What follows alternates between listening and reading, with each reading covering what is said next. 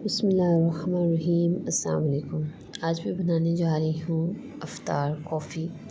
अफ्तारी के बाद कॉफ़ी पीने का बड़ा दिल चाहता है, तो मैंने आज कॉफ़ी बनाई है। बहुत ही मज़ेदार यम्मी सी कॉफ़ी की टिप्स और ट्रिक्स मैं आपको बताऊँगी, क्योंकि कॉफ़ी बनाना हर किसी के बस की बात नहीं होता।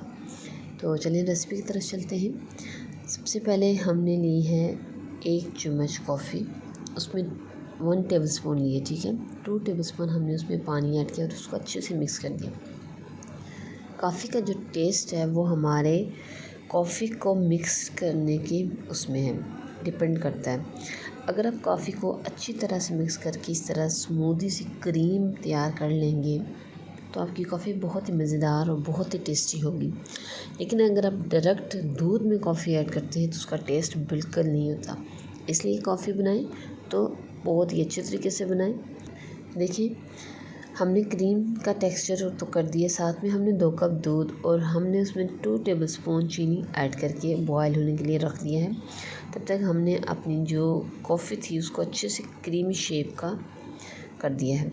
बहुत ही मज़ेदार कॉफ़ी है, आप इसको लाज़मी ट्राई करें। जब तक कॉफ़ी आप अच्छे से मिक्स नहीं करेंगे फिर कॉफ़ी बनाने का फ़ायदा नहीं है। 1 टेबलस्पून हम 2 कप हम कॉफ़ी बना रहे हैं, 2 कप के हिसाब से हमने 1 टेबलस्पून ड्राई मिल्क लिया है। और इसके साथ हमने जो कॉफ़ी हमने तैयार की है, कॉफ़ी की क्रीम, वो हम 1 टेबलस्पून ऐड कर रहे हैं। साथ में हम बॉयल दूध गरम जो हमने किया है, बॉयल किया है, वो हम ऐड करेंगे और इनको अच्छे से मिक्स करेंगे।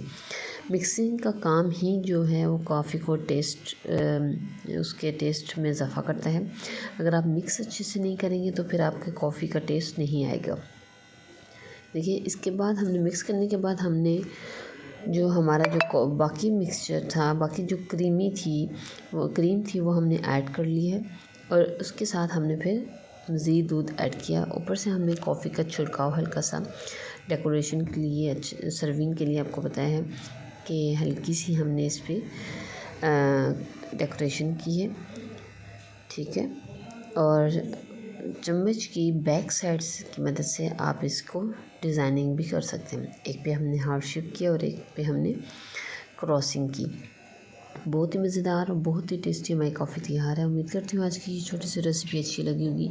रमज़ान का महीना है, दुआओं में याद रखें। और कुकिंग विद इकरा के चैनल में जो नए हैं प्लीज़ सब्सक्राइब करें, शेयर करें, बेल आइकन का बटन प्रेस करें ताकि मेरी खैर आने वाली वीडियो आप तक बआसानी पहुँच जाएगी। इजाज़त दीजिए, इकरा को। अल्लाह हाफ़िज़।